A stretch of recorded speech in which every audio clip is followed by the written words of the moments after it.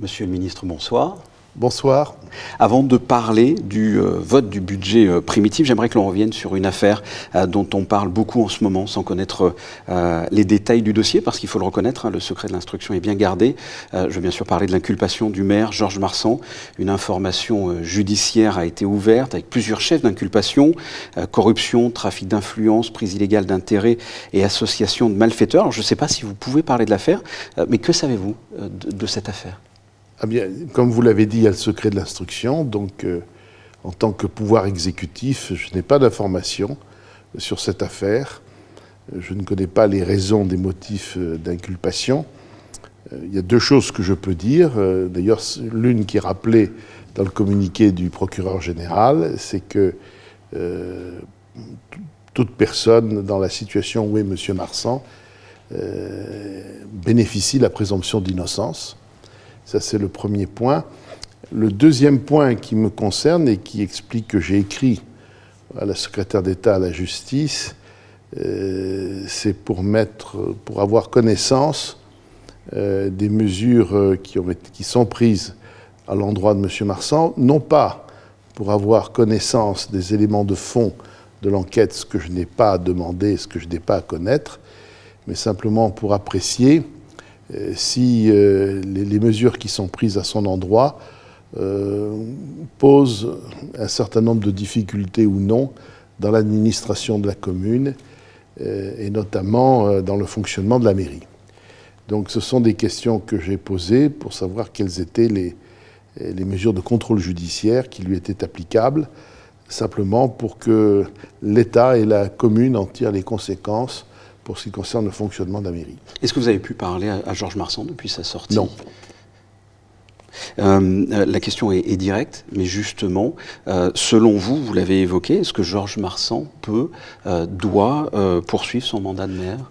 Ah ça, je n'ai pas à avoir un avis là-dessus. Je précise simplement qu'il y a certaines conditions, et il faut vérifier si elles sont remplies, qui font qu'il peut être empêché d'exercer ses fonctions, mais pour autant, il reste maire de Monaco. On le rappelle, hein, l'instruction est en cours, il y a donc, vous l'avez dit, une présomption d'innocence. On passe à un autre sujet, le budget primitif de l'État qui a été voté hier au soir. Votre réaction, tout simplement?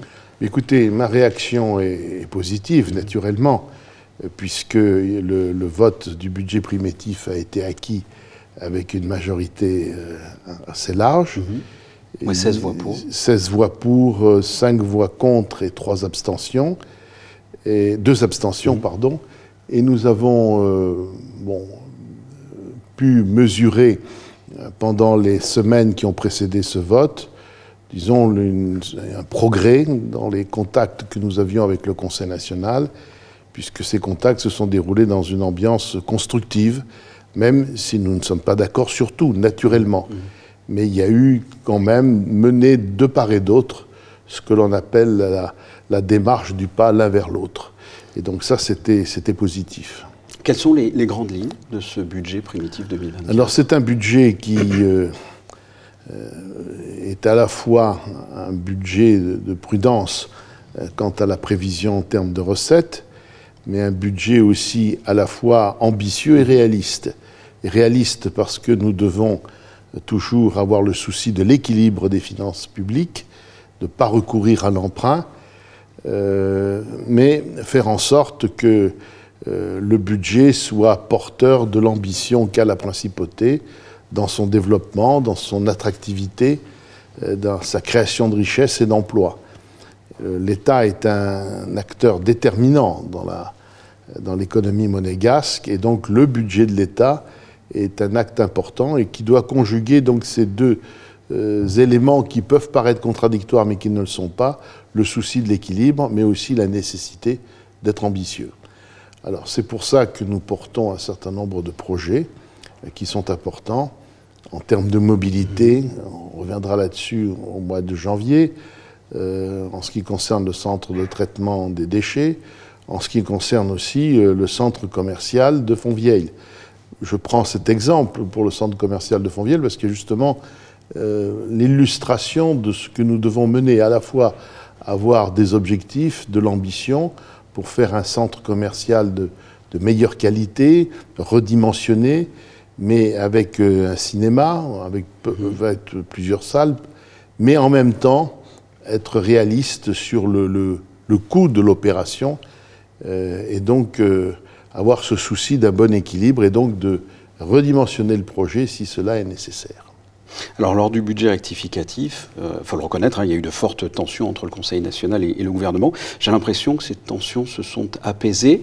Est-ce que vous me le confirmez? Oui, et si oui, comment vous expliquez cet apaisement? J'explique cet apaisement par les contacts que l'on a pu avoir dans le cadre de ce que l'on appelle les CPE, mais également des réunions plus informelles que j'ai pu avoir, par exemple, avec la présidente. Donc tout cela a permis de faire ce pas vers l'autre qui a conduit donc à un résultat positif.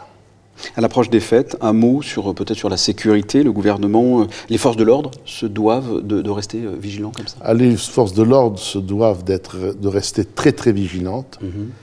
Nous sommes dans une période assez anxiogène, tout au moins pour les sociétés d'Europe et d'Amérique du Nord. On a vu cet horrible drame qui s'est produit à Prague hier soir. On sait que malheureusement assez souvent, on a des drames de même nature aux États-Unis. En France, comme dans d'autres pays européens, il y a eu des attaques terroristes qui ont coûté la vie à plusieurs personnes. Donc on est dans une société qui est anxieuse. Et Monaco n'est pas, comment dire, épargné par cet état d'esprit. Ce que je peux dire aux Monégasques, c'est que nous avons un niveau de sécurité ici qui est inégalé, je pense, dans toute l'Europe, avec une police qui est nombreuse, qui dispose de moyens importants, qui est bien organisée et réactive. Et donc, je dis aux Monégasques, bien sûr, il y a la sécurité totale, le risque zéro n'existe pas, mais que toutes les mesures sont prises pour faire en sorte, et notamment pendant cette période de fête, pour faire en sorte que les choses se passent le mieux possible. Un mot sur la jeunesse et leur cadre de vie. Depuis 2 ans, il n'y a plus de patinoire. Récemment, il n'y a plus de karting non plus. Qu'est-ce qui est fait en principauté ou qu'est-ce qui va être fait en principauté pour leur épanouissement? Je crois que nous avons pris conscience au cours de la discussion budgétaire que sur ce plan, il fallait faire plus et mieux. Et donc, il y a effectivement eu la question de la patinoire. La question de la patinoire doit être vue au regard des contraintes que nous avons sur le plan énergétique, parce que c'est très consommateur d'électricité, au plan environnemental également. Et puis, Monaco, avec 2,2 km², ne peut malheureusement pas garantir toute l'offre d'équipements sportifs ou d'infrastructures pour tous dans tous les domaines. Mais cela dit, je crois qu'il y a une réflexion à avoir à ce sujet.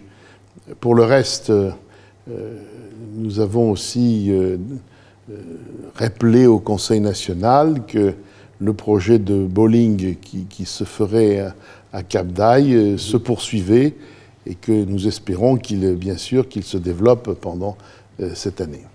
On parlait là du cadre de vie de la jeunesse, on va parler du cadre de vie en général, si vous le voulez bien, avec les chantiers, les nuisances sonores, la circulation. Comment devrait être, selon vous, 2024 ? Alors 2024 va être une année où à la fois on va continuer à construire, à faire des travaux importants, notamment à Fontvieille, avec l'îlot Charles III, le nouveau collège, mais dans d'autres endroits de la principauté, il y a la poursuite de construction d'un certain nombre de logements, que ce soit des logements privés ou des logements domaniaux. C'est très important pour l'économie monégasque. Il faut que tout le monde en soit bien conscient que la prospérité de Monaco est liée en grande partie à la construction et à la réussite de ces projets, notamment dans le domaine de la construction. Pour autant, nous sommes parfaitement conscients des contraintes, des nuisances. Donc là aussi, il y a un équilibre à trouver entre les nuisances qui doivent être contenues le mieux possible grâce à des techniques plus modernes. Par exemple, on me dit que beaucoup d'entreprises utilisent de plus en plus des outils des dispositifs qui sont beaucoup moins bruyants, beaucoup moins perturbants. Je crois qu'il faut continuer sur cette voie pour assurer à la fois la continuité du développement économique de Monaco, qui est indispensable, mais aussi veiller à ce que nous puissions répondre aux besoins de logement, aux besoins d'infrastructures et aux besoins des activités économiques. Un terme dont on a beaucoup parlé en 2023, ça a été Moneval. Des lois ont été votées, des associations ont été mises à contribution. Où en est-on de Moneval? Ah bien, pour Moneval, d'abord, on a voté 3 lois.